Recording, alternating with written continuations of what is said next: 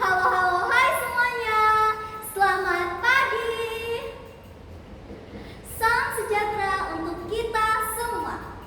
Yang saya hormati, Dewan Juri dan semua teman seperjuangan yang saya banggakan. Sebelum itu, izinkan saya memperkenalkan diri terlebih dahulu. Perkenalkan, nama saya Stefani Sabrina Chandra Kirana. Saya perwakilan dari SMP Karitas 01 Blitar. Tepatnya, saya mengikuti lomba yaitu FLS 3N dengan cabang lomba mendongeng. Teman-teman, siapa yang di sini masih khawatir bahkan jijik dengan lingkungan kita yang penuh dengan sampahnya? Pasti menjijikkan ya. Tetapi dengan cerita yang akan saya bawakan pada hari ini, semoga kita jadi termotivasi untuk bisa mengolah sampah yang tidak layak digunakan menjadi layak digunakan. Pada hari ini, saya akan menceritakan sebuah cerita yang berjudul Rahasia Hutan Kecil. Cerita ini adalah karya saya sendiri loh, dan mengambil tema yaitu menjaga alam, menjaga kehidupan. Ayo, siapa yang di sini sudah penasaran? Baiklah, selamat menyaksikan Rahasia Hutan Kecil. Di sebuah desa yang tenang, terdapat hutan kecil yang sangat indah. Di sana ada banyak sekali hewan, seperti ada burung, ada kambing, bebek, ada kelinci, dan ada kupu-kupu.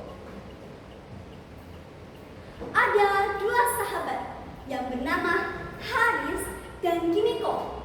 Mereka sangat senang menghabiskan waktu di hutan itu. Hingga pada suatu sore, mereka berjalan di jalan setapak hutan itu sambil bernyanyi bersama. Burung kuntilanak berbunyi, bersiul-siul. Haris dengar tidak? Biasanya ada banyak sekali kicauan burung. Namun hari ini rasanya sangat sepi ya. Haris pun mengangguk pelan. Iya, biasanya ada banyak sekali suara burung berkicauan. Hari ini tampaknya sangat sunyi. Lebih baik ayo kita bersama-sama di sungai itu. Akhirnya mereka berdua berjalan ke arah sungai tersebut dengan rasa gembira.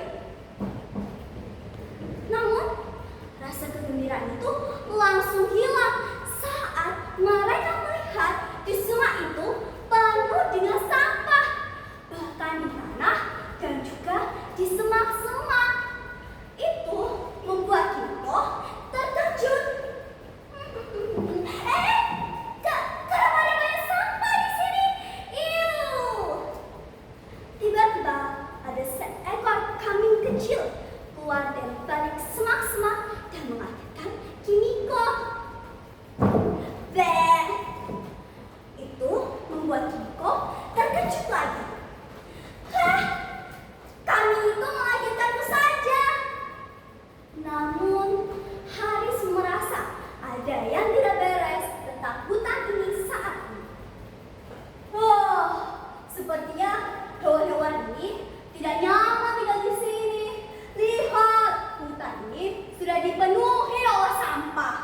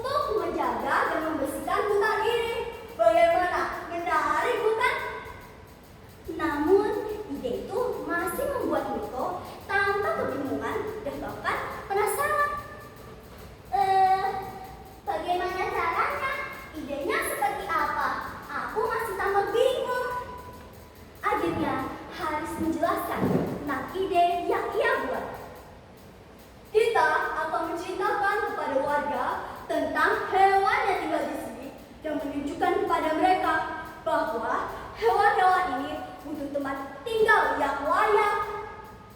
Mendengar hal itu, Himiko merasa tertarik dan penasaran dengan ide kegiatan yang Haris buat.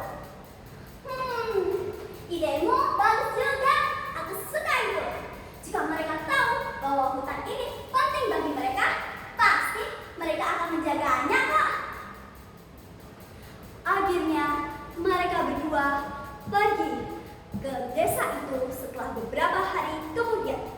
Sesampainya di desa itu, Haris dan Himiko mengumpulkan semua warga desa dan menceritakan tentang hewan yang tinggal di situ dan dampak yang terjadi jika hutan terus ditumpuki oleh banyak sampah.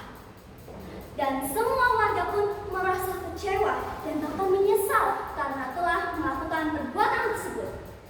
Akhirnya mereka semua setuju untuk mulai membersihkan hutan tersebut.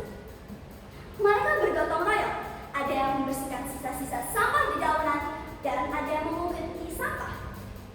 Saat Himiko memunguti sampah, tiba-tiba sebuah ide muncul dari kepala Himiko. Aha, aku punya ide. Para warga sini, saya memiliki sebuah ide menarik. Bagaimana kalau kita membuat sesuatu dari botol ini? Seperti wadah pensil, apakah menarik?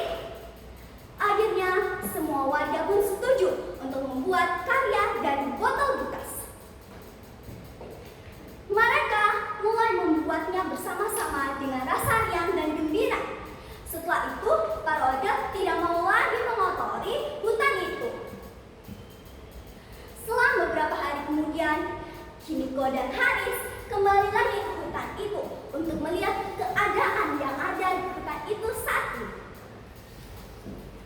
Himiko melihat banyak hewan berlalu lalang dan berjalan bersama-sama.